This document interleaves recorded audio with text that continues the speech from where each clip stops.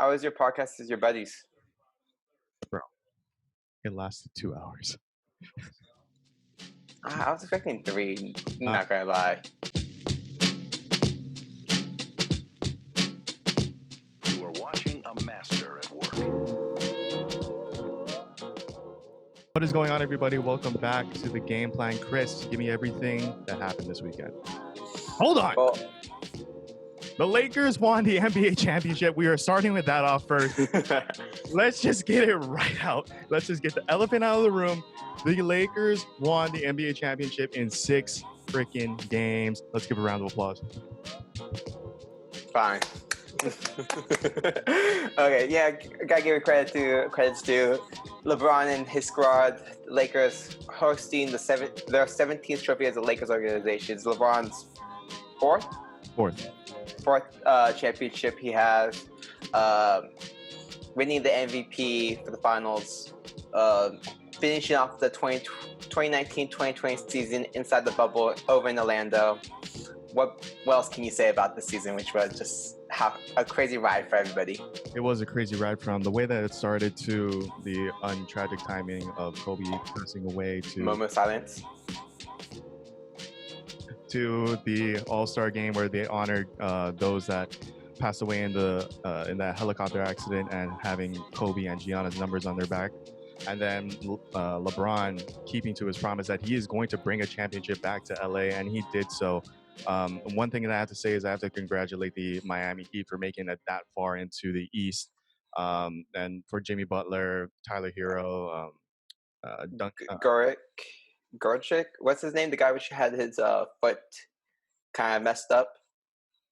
Dragic, and Duncan Robinson. That's starting 5 minus Dragic. Well, Dragic did play in the last game. In the last game with Bam. Yeah, he came back with his turn. So the Heat, yeah, we gotta give credit where credit's due. They competed, they played their hearts out, but in the end, we know who the real champions are. Who the real champions were. So some of the notable points within the game is the Lakers led by 30 going to the halftime and the fourth. Final score was 106-93. AD had 19 points, 15 rebounds, and shot a little less than 50% shooting. LBJ had a triple-double, 28, 10, and 14, and shot over 65%. Rajon Rondo, scary Rajon Rondo, went back to his Celtics days, scoring 19 points, 4 assists, 4 rebounds. Not his usual repertoire when it comes to assisting and being an all-around player, but shot 75% from 3 and 72% from just the overall field. Bam shot 25 points, 10 rebounds, 5 assists, and shot 66 shooting. And I don't want to bring up Butler's points or Duncan's or Heroes, but they just show up. But NBA, I know LeBron has you guys in the back pocket, but you guys test some of these guys. Like, these guys' numbers are going off. They gotta be using. Oh, you know they're not going to test the King. Come on. They're not testing the King. The King just looks at them like, nope, okay, you're clean. Nope. This kind of brought up the debate in my head in this past weekend, the LeBron James versus... Oh, no. Yeah, it's not just in your head. It's in thousands of other people's heads. We've had these conversations with friends of ours, like, off camera. I have had personally. I feel like you've probably had it personally. Mm-hmm. This conversation has been going on since LeBron came into the league. Oh, yeah, for sure. I think the funniest thing is they showed like a premature picture of LeBron winning the championship, and the caption was, and this was on Instagram, the caption was, if there were to be a documentary for LeBron James and his career, what would it be titled? Everyone was saying The Chosen One. I'm like, God damn, that's a good ass title when you think about it. I hope he doesn't. This is for my Star Wars fans out there. I hope he doesn't kill a bunch of younglings. Oh God. Oh, what I looked at a couple of MJ and LeBron James stats, both playoffs and regular season. I'm just gonna give it out. They're mostly totals. So for total playoff games played, LeBron played 260, total points 7,500 nearly. Percent wise, just 0.4% from at least half for 50%. For 3.33 and a half. Total assists in the playoffs 1,871. Total steals 445, total blocks 250, and then for MJ it was 179. This is in the same order, so total games played 179, points, almost 6,000, just right below LeBron in percentage at 48.7, and just really near in 3-point and 33.2. 1,022 assists, 376 steals, and 158 blocks. When it comes to playoff games, who do you think is the overall GOAT, Kris? Kind of based off those stats. I mean, the regular season is where we actually look at analysis, but just playoffs. Where do you think both of these two lie? Okay, so I'm pulling up the stats as we speak, just so I could have them written down. So I'm not trying to like ask you every like 10 seconds, like, "Hey, remind me of those stats again." Yeah, it's all good. So let's see. I'm using Basketball Reference. If they could give me. I use the official NBA site. I mean, they both probably should have the same, but yeah. So, for Jordan right now, he's played 13 seasons with going to the NBA playoffs. Mm-hmm. He was averaging approximately. Where's the point total? Should be 5,000. It's there. It's right. Yeah, 5,000. Yeah. So then LeBron, I have to pull his up. His was loading when I checked. See playoff totals. He's played in 14 playoff seasons. 14 playoff seasons, yeah. Yeah. So you could give the edge right now to James, who has played a whole season more technically than Jordan. Mm-hmm. So he's been in the playoffs, and he's still going to probably likely to play in the playoffs in the future, as we know LeBron probably won't retire for the next few more years. I give him 5. I give LeBron James at least 5 more years. I was going to say the exact same thing. He's really trying to play with Bronny when he's now a sophomore, but he has to wait up 2 more years, and then he'll probably play with Bronny or against Bronny. I think the only discrepancy in games played is because one, Michael Jordan was eliminated. I wouldn't say multiple times in the first round and in the late 80s. I want to say until the 2-time three-peats in the 90s. So I think that's why there's like almost 90 games less discrepancy between games played and total games played between both of them. So when it comes to total regular season points, or just overall just career points, LeBron leads third overall with 34,241, field goal percentage of 50.4, 3-point percentage of 34.4, total assists of 9,346, total steals of 2,015, total blocks of 957. For Jordan, he played 1,072 games. Oh, I'm sorry, LeBron James played 1,265 games so far. Total points for Jordan is 32,292. I think that's 5th on the all-time list for points. Field goal percentage is just below 50, which is 49.7. 3-point percentage is 32.7. Total assists is 5,633. Total steals is 2,514, and total blocks is 893. Now, comparing their career stats-wise, can I also bring another stat? I was just looking at it. Go ahead. Jordan only had, as we know, LeBron just had a triple-double to help win Game 6. Jordan only had 2 triple-doubles in his entire playoff career, which I know that was a different era back then. Yeah. But Jordan didn't he have like bunch of triple-doubles in the regular season that Russ broke the streak of? Russell Westbrook? think so. Right. Westbrook holds the league total for triple-doubles. Yeah, but it was for a season of, I think Jordan had it before. I could be wrong. People, please message us in the comments. It's Oscar Robertson, not Michael Jordan. Regular season. That sounds more likely. Yeah. But then Jordan has 28 triple doubles in his career in the postseason. How many does LeBron have? 2. In the regular season? In playoffs. That sounds about right. Yeah, that sounds about right. Because I think last time he averaged a triple-double was during the Miami series when they beat Westbrook. Or it was the Spurs. Either one. I'm talking about just like how many games did he had, not like he averaged a triple-double. Oh, yeah. Oh, I see what you're saying. I mean, Yeah, just like how many games he's played, how many triple doubles he's played in those. So 28 in his 14-season career in the playoffs. so wait. He's LeBron has 28. You saying 28 games with triple doubles in the playoffs? in the playoffs, while So, Jordan only has 2. okay, I got that mixed up. Yeah, it's all good. Yeah. Yeah, I'm not surprised. I mean, it was a different time back then, different era. A lot of physical Yeah. in comparison this time.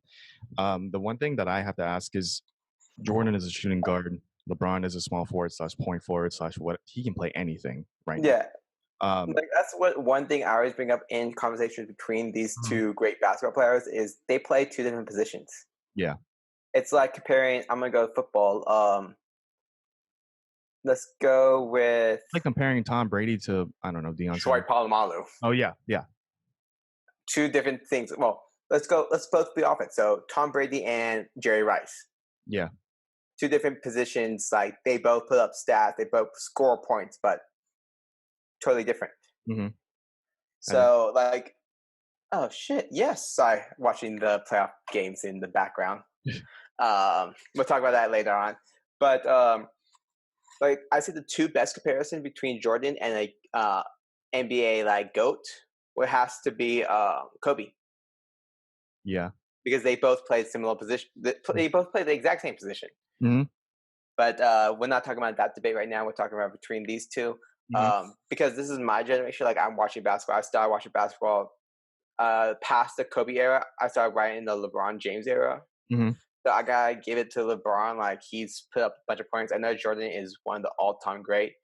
But one thing I always consider is that they changed the game for Jordan to perform during his era. As we know, during Wilt Chamberlain's career, they changed the game to stop Wilt Chamberlain, even though he was still a beast at that time. Oh yeah. They changed it. I mean, they changed it for Charles Barkley. I like the kind of how they say you're the great is if they added or changed like different rules for you, and that's how they knew you were one of the greats. And I don't know. I agree with that to some extent, but like Charles Barkley having like all that time to be his back behind the bat or at the basket, I don't know if that's like a historical change. I mean, a lot of players are still kind of doing it with just a faster pace. Um, um, but yeah, I'm trying to like pull up stats for like who has like the most championships and like overall. I know Bill Russell. I know Bill. I'm not counting him. Like no one touching. No one is touching Bill Russell or the 50s and 60s Celtics. Like no one's touching them. No. Like you had to put the All-Star game like lineup for one team just to have them win every year. Yeah. I'm trying to like find like obviously Jordan's gonna be the top right now in this era. Okay, I kind of found it. Okay. Sam Jones has 10. He played for the Celtics as well. I'm not gonna even include the Celtics in this. That's just cheating. Jordan has 6. Kareem has 6. Bob Cousy, I'm not going to include you. Scotty has 6. Magic has 5. Ron Harper has. I'm trying to find where LeBron would. Oh, there's too many people. I mean, Yeah. he's in the category where Shaq is with 4. I mean, I'm giving him like a good 2 solid like year. Okay, found it. So Manu Ginobili has 4, and then Horace Grant, and then there's LeBron James who just got 4, and then there's a smattering of others that have 5 that include Kobe Bryant, and then literally breaks the Scottie Pippen. So my initial question was with how fast this game is growing and how like taller, like how bigger, faster, and stronger that was like the rudimentary conversation with how athletes are bred within each era. Do you think that this is still a valuable debate to talk about? Because I mean, LeBron can play any position. He play a point guard, small shooting guard, and so on and so forth. While Jordan really did play probably between the point guard and shooting guard, play the shooting guard more. Do you think that this is still like a viable debate between these 2 icons within different eras? I don't think it was ever a real viable debate. Like people are already stuck to their guns with who they think is the better player. As you said, they both played 2 different, like similar positions, but totally different positions. Mm-hmm. and it's just a different era between those two. Mm-hmm. We know that Jordan was a more physical era, like he was able to shoot and score. While LeBron, like everyone hushes on him on this, like he's gonna take the big shots at the big moments. But this is something like he's been doing since he was in high school.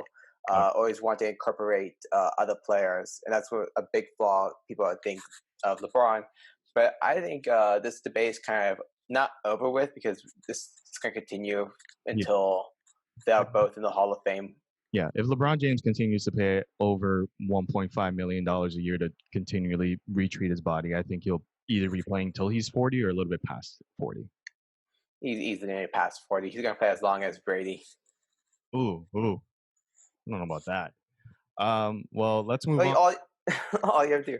Also, I wanted to just bring up one more thing. I don't know if you saw this or heard about this, but Adam Silver, when he was announcing the Finals MVP, said like one day a trophy is going to be named after this player, which is funny because Michael Jordan doesn't have a trophy. Yeah.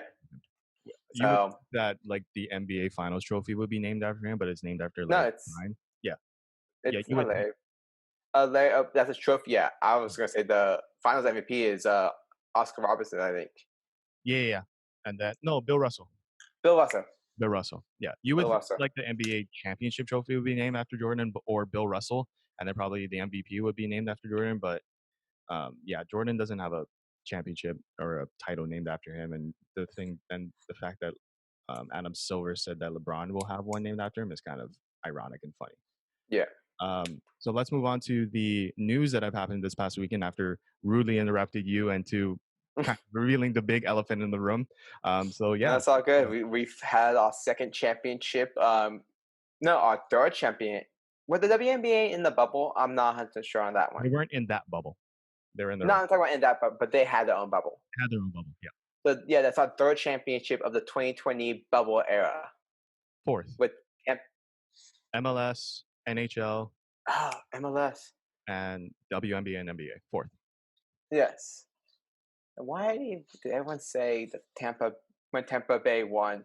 Tampa Bay Lightning. Tampa Bay Lightning, yeah. Yeah. Won. They were the first bubble team. Oh. Okay, but moving on to the news and updates. We got a few big news and updates. We just saw Oakland Raiders defeat the 4-0 Patriots. Chiefs, snapping a 13-game winning streak they had, which extended into last year's season, the 2019-2020 season. Then we got some more breakouts in COVID-related news. 3 games were postponed for the MLS over the past weekend. That included Rapids Galaxies, Columbus Orlando, and FC Dallas and Minnesota were all postponed due to positive tests. We also saw some positive tests in the NFL this past weekend. The game that was postponed to today, Monday, October 12th, which was the Patriots and Chargers? No. Who were the Patriots? What's the face? I'm blanking on. I just had it right. Today or tomorrow? It was supposed to be today, but now it's next weekend. Didn't you say the Patriots game? The Buffalo, right? Or no? Buffalo is playing tomorrow still. They are going to be facing Titans, which haven't played in over almost 3 weeks now. They had their facility closed for over a week and a half, but they are still a green light to play on Tuesday night. But the Patriots game, which was scheduled for Monday, has been postponed till next Sunday, and another big change in schedules. We also saw test positives in the Chiefs, which was within a coaching staff member testing positive, but they were still able to play, as we saw the Raiders kick their asses.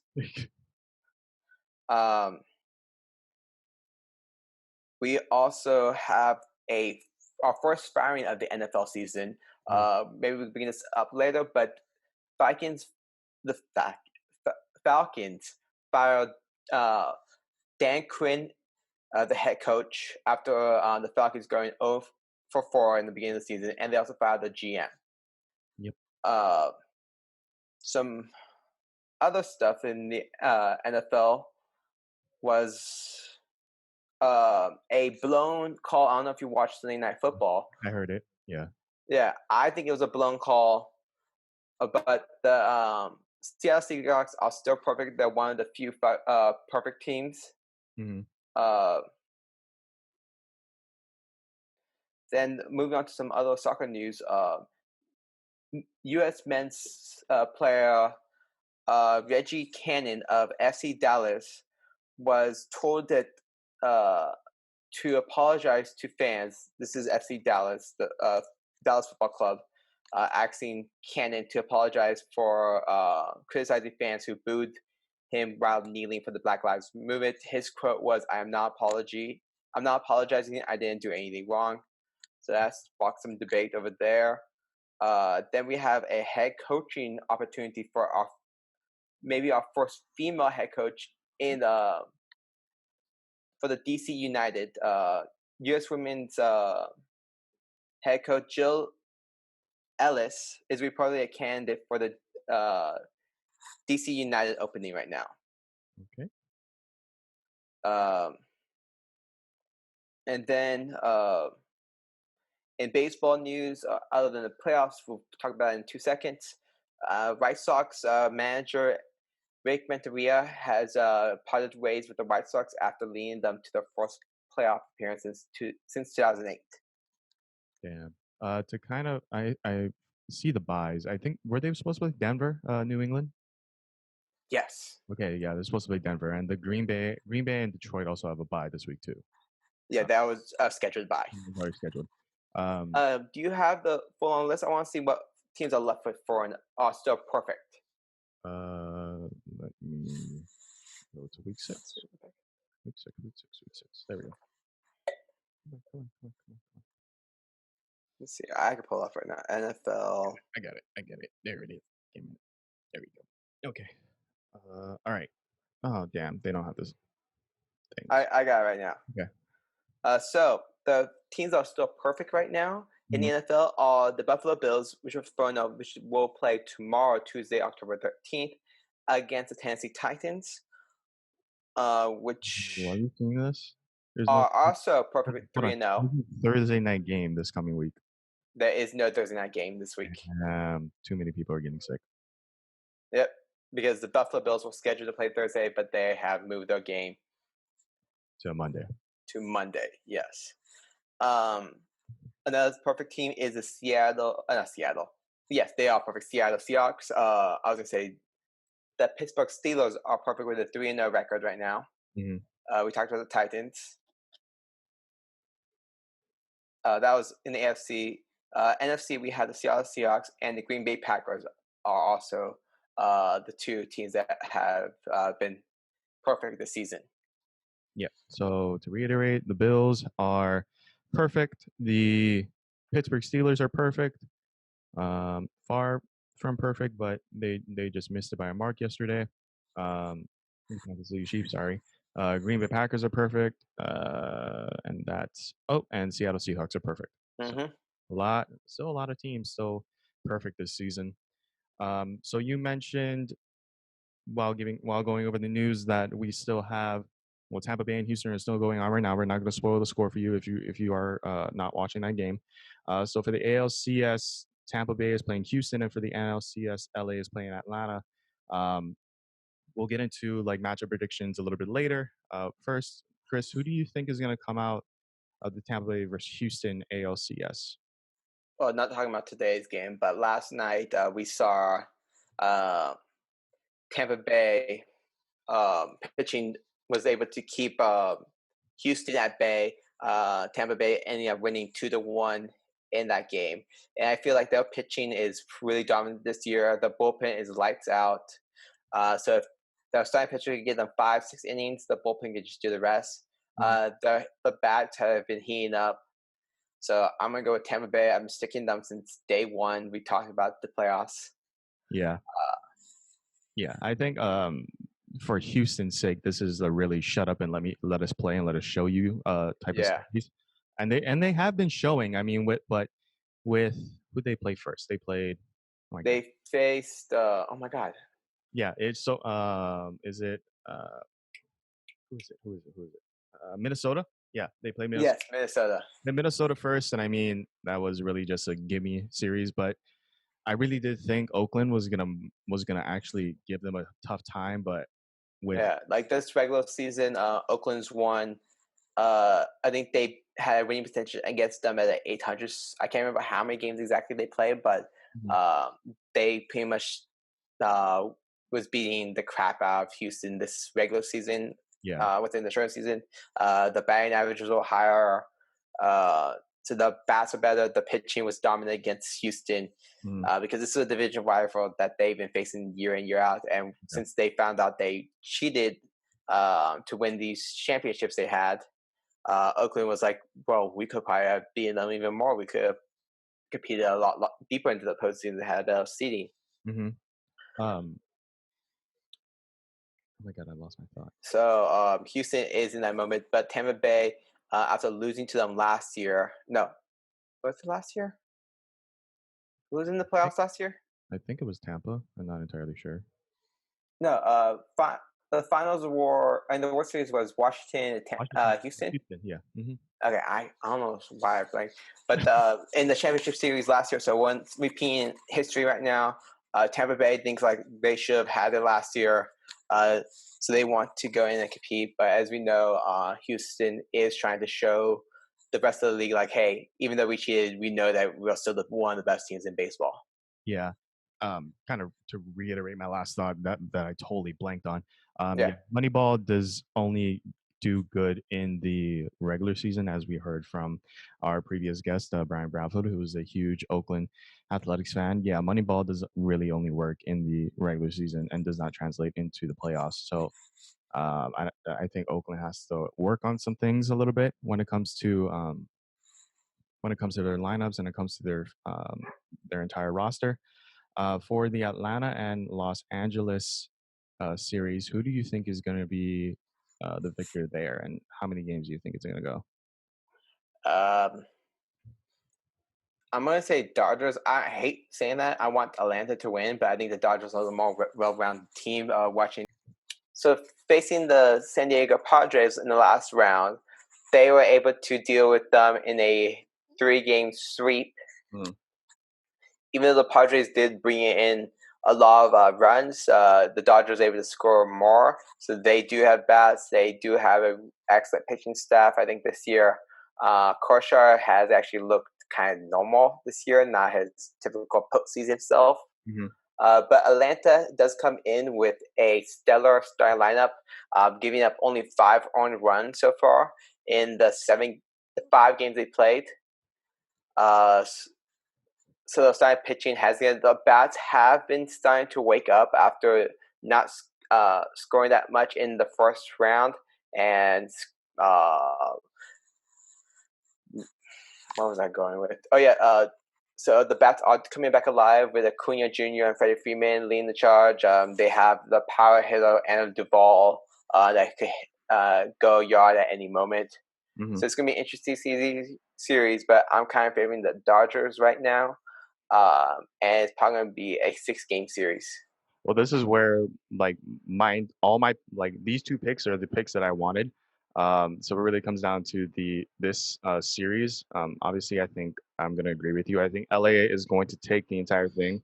Not the entire thing, not the World Series, but I think they're too much of a match for Atlanta.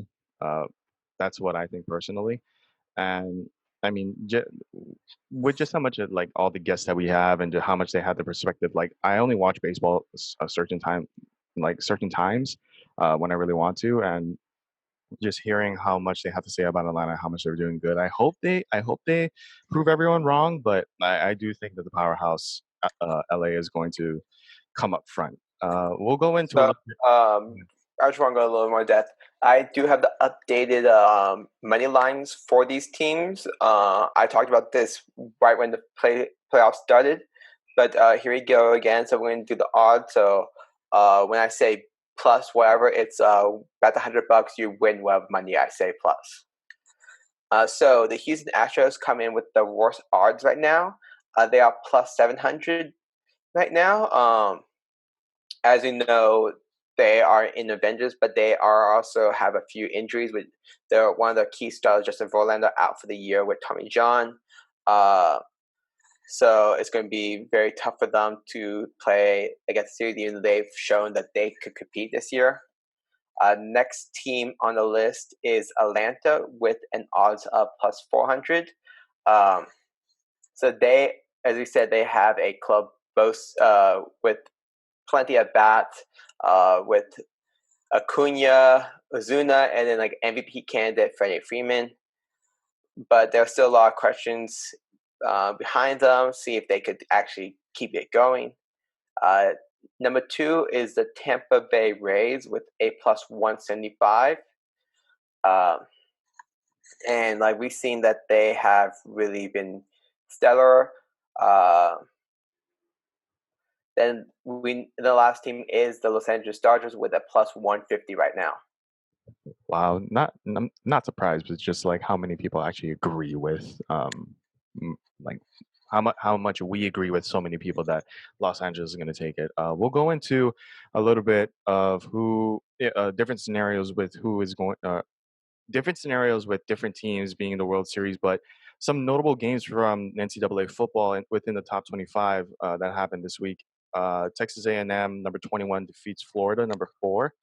Unfortunately, Missouri defeats LSU. A no rank defeats number 17, and Oklahoma defeats Texas. A no rank defeats number 22. Let's just talk about the LSU game. What do you think this? Where do you think this goes into the plan? Not of rebuilding, but restructuring and probably watching film and so on and so forth for the players for the next several games. Because what are you guys? You guys are 1-3 or 1-3? 2-2. 2-2. You guys are just at 500.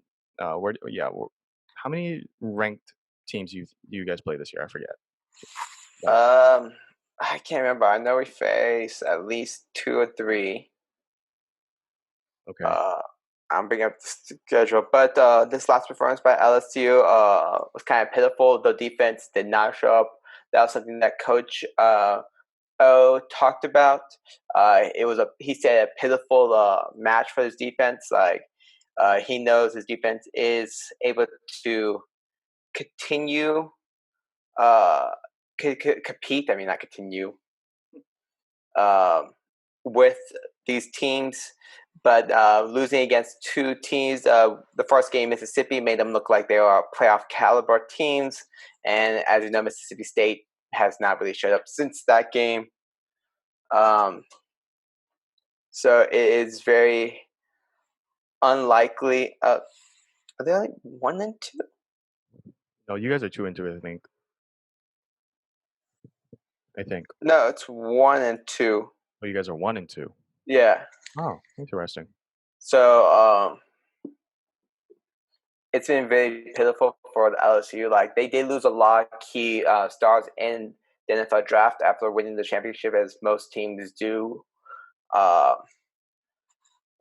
This season's probably gonna be tough for them with a quarterback that's playing his first actually starting role in his junior year. So LSU does face 1, 2, 3, 4 ranked teams. Next week they face against Florida, and they also face Auburn, Alabama, and Texas A&M. Well, being the SEC, I mean, you guys are stacked. I mean, yeah. Well, I mean, Texas A&M just defeated Florida, who is ranked number 4, so they're going to be dropped just a little bit, not too much. They are dropped to 10 right now, and that's not A&M moved up to 11. That's not that bad. My next question is that last play, goal line situation. I mean, you guys are on the 1. Was it a run play or a pass play? It was a pass play, right? It was a pass play. Miles Brennan, the quarterback, threw it to, I think freshman tight end. Tight end, yeah. And it was incomplete. They have 4 chances around the goal line and did not compete. So it was a tough moment right there for LSU Tiger fans and the team in general to compete. To see the team march down the field, get onto the goal line, and be stuffed 4 times to not win the game, and let Mizzou just kind of just get the ball, kill the clock and win the game. Yeah, it's not disappointing. I mean, this year has just been really stressful for everyone. But for ranked teams, it is really stressful. I think next. And then also, Mizzou was out like 5 of their key starters on both sides. You too, right? Like LSU was What's out. that? LSU was out some of their players, or just Mizzou? It was just Mizzou, Oh, I believe. I read that wrong. I think next time we'll talk about the AP polls and see where that leads into the coming weekend.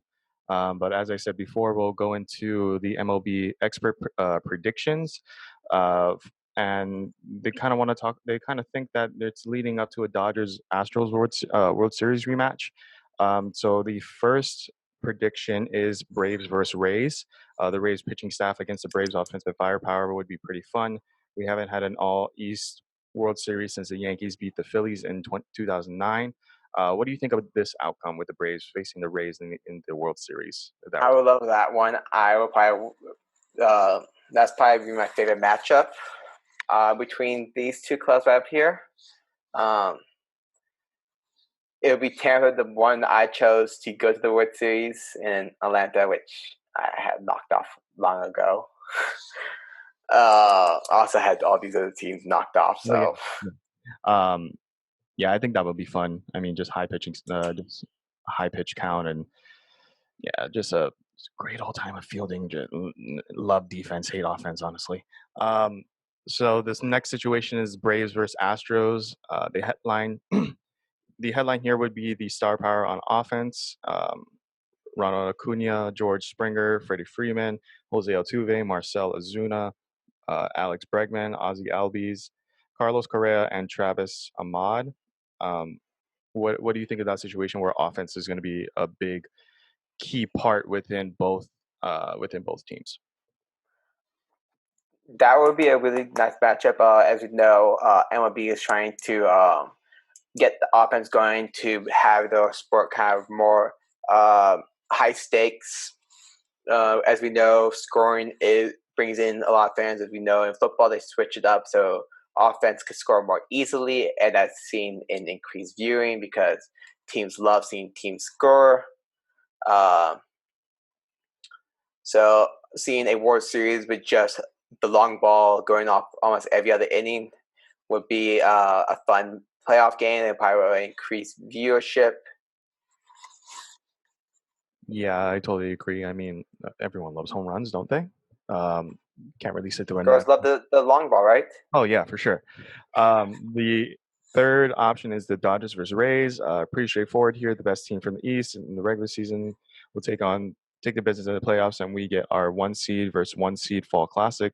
Last happened in 2017 when the Dodgers faced the Astros, which is the last option. But what do you think about the Rays versus the Dodgers? I mean, there's both seeds who represent the East side and East side. Oh my God, East Coast and West Coast. I can't get my words out. East Coast and West Coast. Good. Yeah, who do you think would come out of that bout? It would just be a typical series. I feel like you would have a dominant pitching staff with Tampa Bay versus a great lineup in LA and vice versa. So it'll be a fun matchup. I don't see too much headlines regarding that one, as besides just like best team in the East, best team in the American, best team in the National. Yeah. So, yeah. And then the last one, probably one of the biggest headlines of all, is the rematch of the 2017 World Series, which is Dodgers versus the Astros. Here's the one of the MLB people who care about TV ratings desperately want. It's a rematch of the aforementioned 2017 World Series that the Astros won in an epic 7-game battle. We've since found out about the Astros sign-stealing scheme. The Dodgers have been vocally upset about it, and there was drama between the two teams earlier this year. I think personally that I mean, I would want the Braves-Rays to be kind of the favorite, but I do like the Dodgers-Astros only because of the kind of rematch. Yeah, the rematch, the revenge story. Yeah, and I mean, it really kind of shows and proves that the Astros can win without a goddamn camera in the back within the crowd and have, a strap going across their bodies whenever, I forget what pitch was it? Was it a slider or was it it was something. Yeah, that'll probably be one of the most talked about leading up to the series.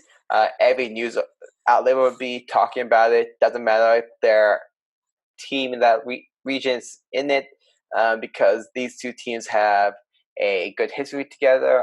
Dodgers going to the World Series for a few years. They've always been a playoff contender, one of the best teams in the National League. Have lost to teams in the World Series that have cheated and have been outright saying they cheated, with the Houston Astros, and then the next year against the Boston Red Sox, using a camera and like the trash can noise in the background. So they really think that they should have a championship by now.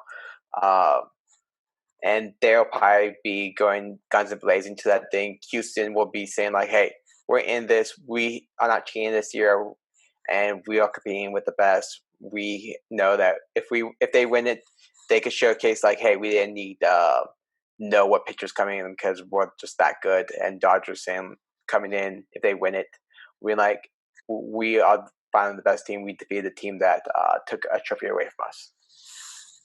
Good luck to Houston trying to convince everyone they're good without a goddamn camera. So in our next article, we found that so there's six analysts who were choosing between teams, and within the NLCS, majority of them chose the Dodgers to make it out. And I'll just go over their decisions. And for one of them, it's Dodgers in 6. Next, it's Dodgers in 6, Dodgers in 5, Dodgers in 6, Dodgers in 7, Dodgers in 5.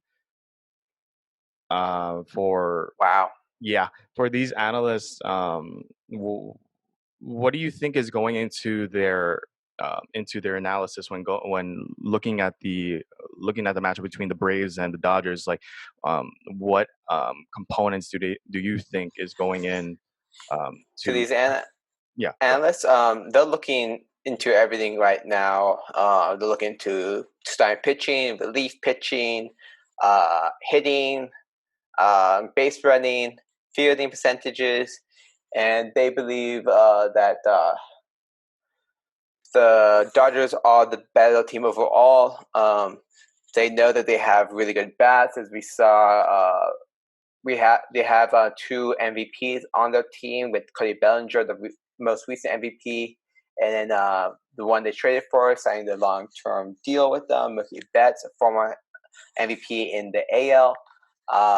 They have multiple Cy Young award-winning Clayton Kershaw on that club. Walker Buehler, which is coming a superstar. Hyun-Jin Ryu, another great pitcher in the Arsenal, and they have a really good bullpen, ending off with Jansen to close off the game. Even though he's had problems, he's still one of the most dominant closers out there in the game. So they look into everything, and they think that the Dodgers are the best overall baseball team out there. Yeah, 100%. I mean, I don't find it surprising. I mean, the 1 seed in the West and everyone picks them. Just kind of find it surprising that they don't kind of, like, kind of, what is the word? Just show how Atlanta, like, how good they did this year in comparison to, the Dodgers. But it's their own analysis, and I don't dock them for it, but it would have been nice to just see the opposite happen, or just maybe 1 or 2 out of the 6 actually choose Atlanta. But we'll never know their actual sides of why they wouldn't have chosen Atlanta over the Dodgers. So for the next article, we have Patriots Jason McCurdy questions whether the NFLPA care about players' safety. McCurdy is frustrated with everyone, including NFLPA, saying that they don't care about their safety and when in terms with coronavirus pandemic. Why do you think it is so hard for the NFL owners to realize that their players one, are all human, and that they want to be taken care of instead of being brutally monetized for their organization. Well, McCarthy also talked about the NFLPAs, saying that both are just looking for games to be played and do not care the well-being of the players. It's tough for players out there because we see that once an injury gets down, they kind of just move on with you and pick up somebody else. So right now the NFL was the biggest thing. They want the season to be played. They're not really adjusting to anything to figure out how to play every game, even if the team outbreaks, as we saw the last 2 weeks of how many teams have now been taken down by the coronavirus and how much scheduling they have to readjust. And recently that they said to the Titans that they come down with another week of COVID-19, they would have to forfeit games. So they would have to take losses for the foreseeable future now because they don't have any more bye weeks. So they don't really care about team players right now. It feels like, and I agree with Jason, that they just want games to be played no matter what. As we know, sports bottom line is about money as any other business, and they're trying to just figure out how they could get the revenue flowing with little to no fans in stadiums right now. Yeah, I totally agree. I do side with the players at this point. It's like, when is our safety to be accounted for? Speaking of accountability, I mean, the NFL has been doing a good job. We've been talking about it for the last podcast on how much they've been testing and how much they've been, trying to reduce the risk of having people be around each other if they do contract the virus. But when does the accountability aspect for the NFL really hit? Is it when, majority or half of their players within the league get the coronavirus, or when the entire league gets coronavirus? Like, when does the accountability aspect actually hit, instead of these little tracks that are happening now? Like, when will they actually make the responsible decision to, maybe, I'm not trying to be a pessimist, but to kind of put the season on hiatus until something comes out within a positive, like a cure or something. Yeah, that's a good question right there, or just a good acknowledgement. The NFL had the longest time to figure out a plan for the season. We saw baseball, like there was multiple times that they thought that they had to go back into a hiatus, due to multiple teams breaking out. But they were able to contain it, as in baseball. They allow for double headers, which is a lot different for NFL, not playing 2 games at once. They need that time off.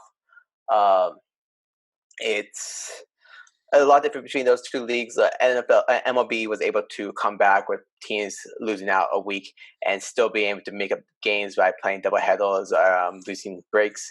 NFL, we only get 1 bye week for teams, so those 1 bye week is kind of like their time to have a makeup game, and it's kind of tough that the NFL didn't schedule a different season to revolve around. If a team breaks out for multiple weeks, they are able to make up these games. We talked about this, I think, last week with NFL insiders saying that they are looking into pushing the playoffs back to account for any more games being missed. Because if this happens late in December when bye weeks are done, and this is a playoff caliber team that needs to figure out seeding, how they're going to fix this. So yeah, NFL should have had a better strategy coming into the season, just in case something like what we're experiencing right now does happen again in the future. Yeah, I think pushing the playoffs back just so that games are played, I mean, that's one thing. Like, business is business until, like, the entire business is finally compromised, and it's kind of showing. I mean, there's no, like, extreme effect, but you never know what will happen with all these players, with the amount of times they're traveling. And I mean, I hope they kind of create a bubble sense for the playoffs, but it's not guaranteed. To report more from the NFL, Ian Rappaport, who is a network broadcaster, shared a Manscaped ad on Instagram, which went against NFL policy. He is suspended until October 22nd. Kris, do you know what Manscaped is? Yes. Okay. For those that don't know what Manscaped is, it is. And we are sponsored. No, I would. I would love to be sponsored by them. Manscaped is it's a trimmer for men. For men. That's not meant for your hair on top. That's not meant for your hair on top of your head, and you don't use it as that. It's for body hair. Yeah, that. Why do you think that this body hair for Australians? If you get my drift. Why do you? I mean, obviously, policy is policy, but why do you think the NFL shut this down and suspended Rappaport for this? Is it because they weren't getting a part of it, or exactly? Oh, okay. Yeah. Let's move on then. Go ahead. There's not much to talk about. This is pretty much just a money scheme. NFL always wants to have a dollar amount, or they're getting some type of money from them. Ian Rappaport is a employee of NFL, and if he's getting that deal somewhere else while he's still in season, it's kind of tough for him. If Manscaped is using him as an ad, I feel like that might be different, but because he's using his platform, something that the NFL helped him build, it's a big difference. Yeah, totally. If it was the reverse, I think the NFL would have been fine with it. But since Rappaport is in contract with the NFL, I mean, he can't make money off someone on the outside. Come on, Rappaport. But no, seriously, I think that it was a good try. Maybe could have gotten it passed through higher ups first before actually putting it in your social media. But we'll never know until he explains himself a little bit later. Moving on, I have one thing before we talk about next topic. You being a Saints fan, have you heard about Michael Thomas being? I did. What's your thoughts about that? He's a fucking idiot. Quit fighting with your fucking players and fight the other teams. Okay, for those which don't understand, Michael Thomas has been taken off the active roster for tonight's Monday Night Football game earlier this week due to altercation during practice with a teammate. So he still hasn't played in a few weeks. He was coming back off injury. So you think it's just a stupid move by him, or what do you think his mindset was? I mean, I didn't even read into the article. I just saw it, and I'm like, dude, what are you doing? Like, you're really just ruining the season for whoever is still playing. I mean, Kamara's still on there, and he's still doing his fucking thing. Drew's still on doing his thing. And I mean, you're not getting any playing time, and you're frustrated because you're injured, and you're taking out on your teammates. Nah, bro. Like, take it out on the other teams. Like, get back, get healthy, get as healthy as you can before getting onto the field. Don't project it onto your teammates. Project it onto the other team. I mean, that's what football is kind of all about. You love the sport, one, because you love the sport, but you also love the control chaos that goes within the game. And I mean, it was just a selfish move by Thomas. And I mean, there's one thing about respect, and I think all players within that realm should get respect. But I mean, there's no need to fight over any petty issues. So moving on to yesterday, Alex Smith made his return. Woo! What was it? Was it a injury? It was a full-on leg tibia fracture. Oh yeah, that's bad. Yeah, that happened 2 years ago. He had a leg broken by defensive edge. I want to say he's an edge. JJ Watt. So yeah. This was years ago. This is his first action since the injury. During that time, he got injured. Doctors thought they have to amputate his leg, and yes, not his football. They thought his football career was over with, but he was able to, after 17 surgeries, years of rehab, was able to walk back onto an NFL field and play a snap, or actually a few snaps he had onto the game.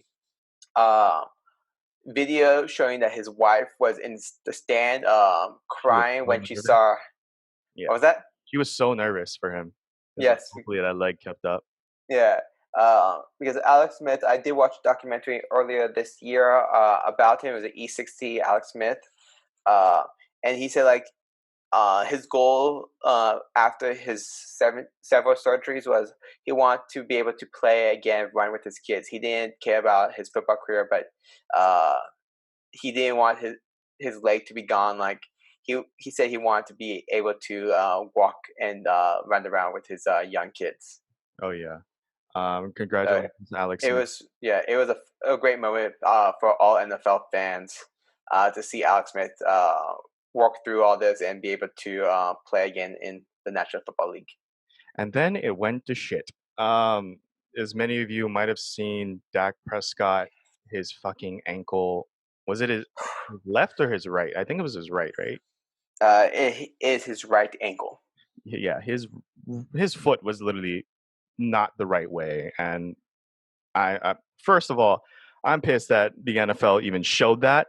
That totally was uncalled for. And I mean, he was down, and when the camera panned after that wide shot trying to track the players, there was like a sideline shot and just panned right to him, and it just showed his ankle was like this, and I was like, what the fuck are you guys doing?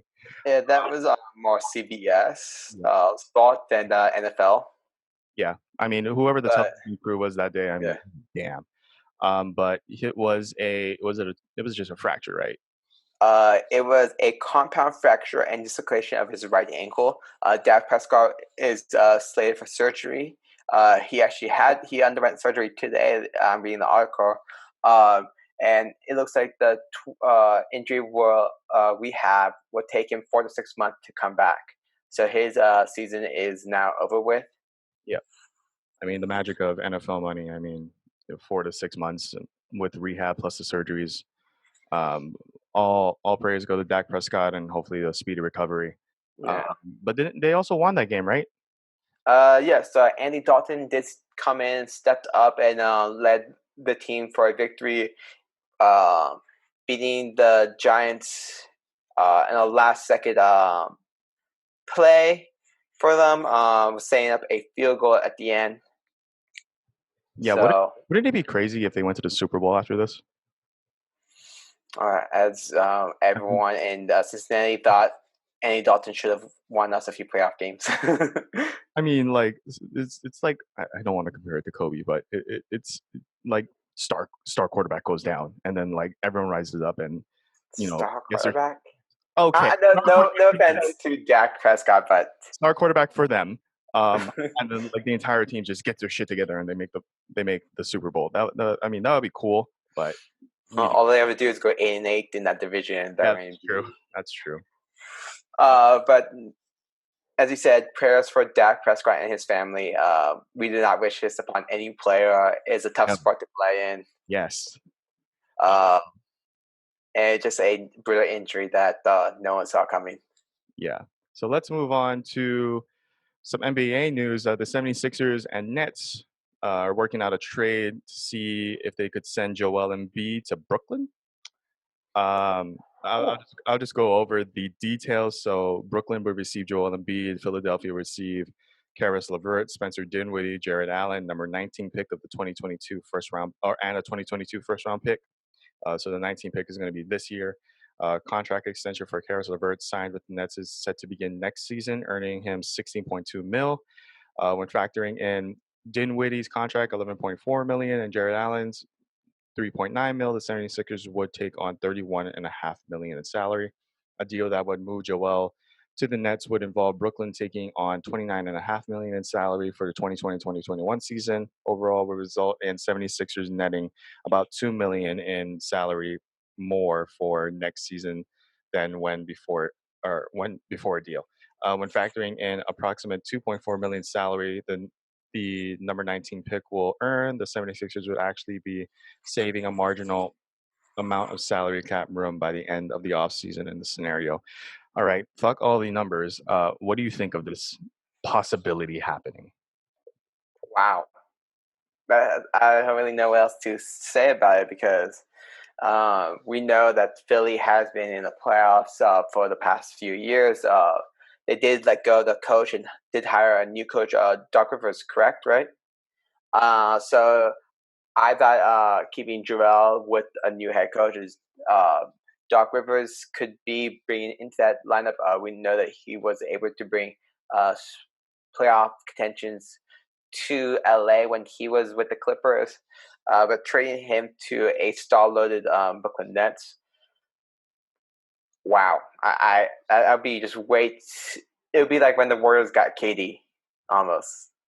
Oh yeah. Not to that extreme level because KD is MVP and Joel has not won it, but still be similar to having another superstar to that team and a relatively young superstar too.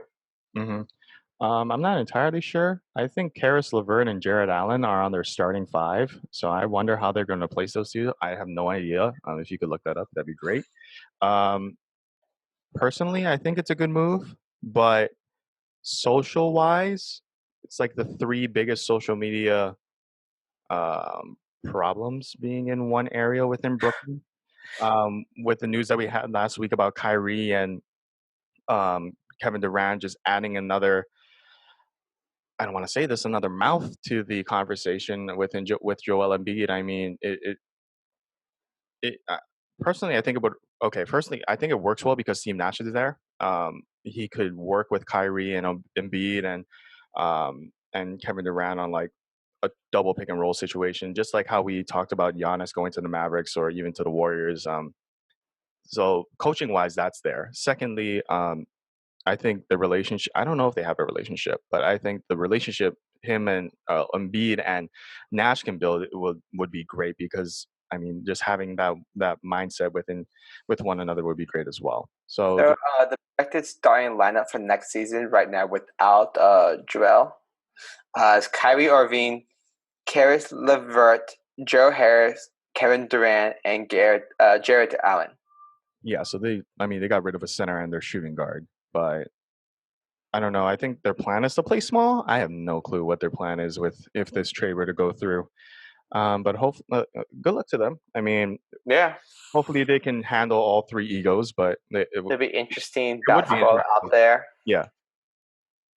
Speaking of basketball, first news that we have of NCAA men's basketball, Wichita State is investigating coach Greg Marshall and amid alleged misconduct allegations. The Athletic report Thursday multiple allegations against Marshall from 2015 to 2016 season, including Marshall pushing and later punching former player Shaquille Morris, Marshall putting one of his hands around a staff member's neck, and Marshall following and trying to punch a student athlete and another sport who parked in his parking spot. What a great coach. What a great coach. If you were a parent, how would you feel if this was your kid's head coach going into college? Can you please repeat that again? I'm sorry. Yeah. Repeat which part? The allegation. Something about a parking spot or? Oh no, there's more than that. Pushing and punching former player. Okay, thank you. That was the part I was missing. Okay. I'm looking for a new school. Like, if that's the only school that recruited my kid, I'm telling him to play at JUCO for a couple of years. Oh, for sure. No head coach should be doing that. Like, no adult or authority figure should be doing that. Could you imagine if like Nick Saban or Jim Harbaugh did that? I mean, it would be all over the fucking news. Yeah.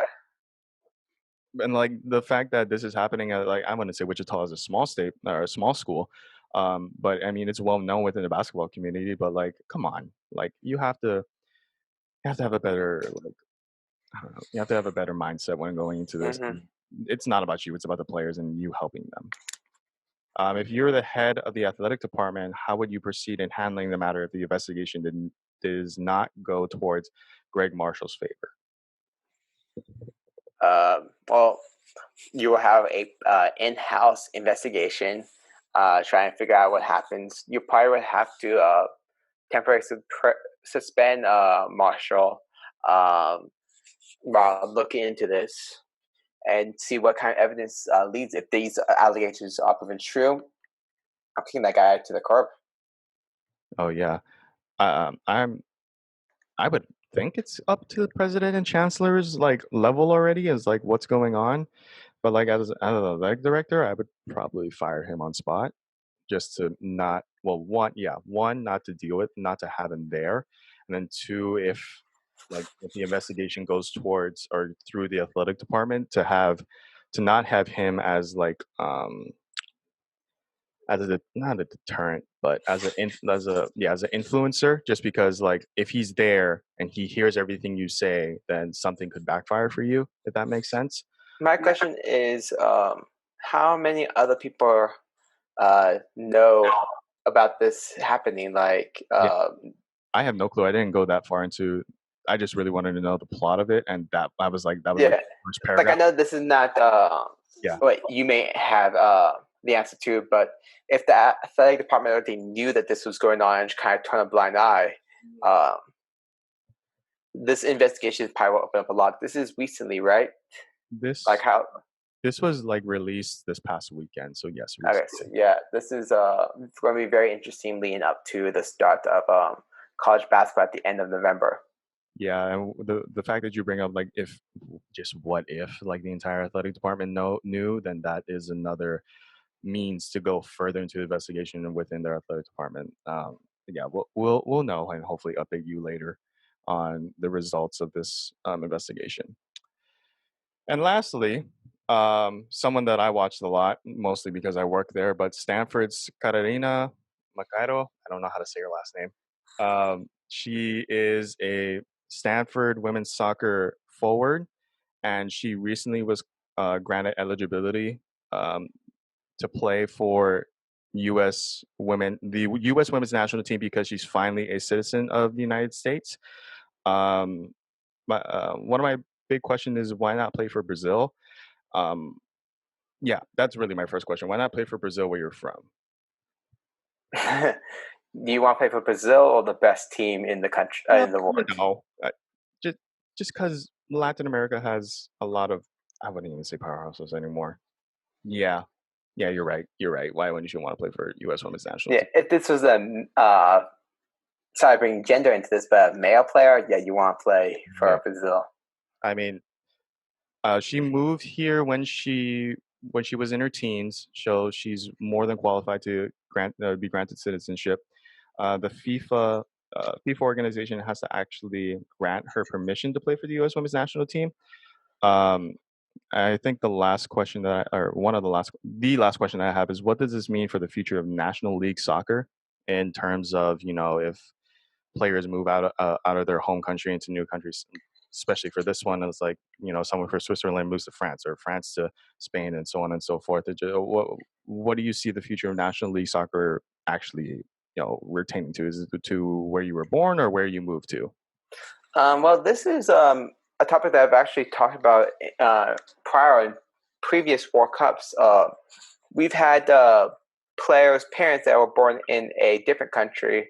As I know, personally, Mexico had a player in the 2014 World Cup, I believe, that his parents were both Brazilian, but he was born in Mexico. And he decided to play for the Mexican national team instead of playing for the Brazilian team. I'll see this in baseball, with a lot of Latin players moving to the States, but yet they still go back to playing for the country, or some players play for the U.S. national team. I know one pitcher, I'm blanking on his name, for the MLB, decided to play for the U.S. instead of his relatively home country, which was Puerto Rico. So that sparked debate saying like, this guy is favored to whatever country that is compared to his birth country or his family's country. So this has been going on for years. We know people want to have a kid in a different country so that kid could be that national citizen. This has been going on for a year, so I don't really know how this is going to change or how this is going to affect. But it's not a big thing that could spark a huge change of rules. At least to my perspective, what do you see about this? I mean, I totally see your side. I totally see your perspective on parents wanting to have kids in different countries to just get citizenship. I think it kind of just depletes national pride. I mean, if you're from Spain and you have a kid in Portugal and they want to play in Portugal or whatever, it's like, I mean, it has been happening for a long time. I do agree with that. I think the argument or just the perspective of I have is like just national pride at the end of the day. But congratulations to Catarina. Well deserved to be invited to play with the U.S. Women's National Team. Hopefully everything goes smoothly. Kris, do you have anything else to say before we end this podcast today? I actually have some breaking news right now. Ooh. As we talked about the Oakland A's being $1 million team, it may no longer be the case, as in Billy Beane is set to leave Oakland to focus on other business venues outside of baseball. That's big news. I mean, hopefully they can start pulling all-stars there, hopefully from across the bay. You never know. Well, with that being said, guys, we talked about a lot of things, from the Lakers winning a championship to the MLB playoffs to these past games in NCAA football, NCAA basketball news with Wichita State, NFL news, MLB predictions, all of that. Yep. So please like, subscribe, share, turn on that bell notification so you could be updated with all our news. Micah, am I missing anything else? And comment down below any articles you want us to review and to look over and to talk about in later podcasts. Anything else, Kris? Nope. With that being said, guys, see you later.